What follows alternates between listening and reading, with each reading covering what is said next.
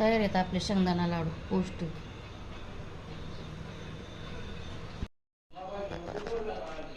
बघा शेंगदाणे लाडू करतोय आपण. इथं घेतल्यात आपण शेंगदाणे भाजून सालं काढून. 1 वाटी गूळ, 1 वाटी शेंगदाणे आता मिक्सरला टाकू आणि बारीक करू. त्यात थोडं गावरान तूप टाकणार आहे आपण.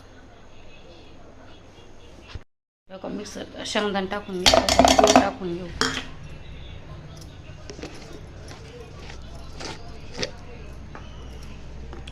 त्यात गावरान तूप थोडं टाकून घेऊ, 1-2 चमचे.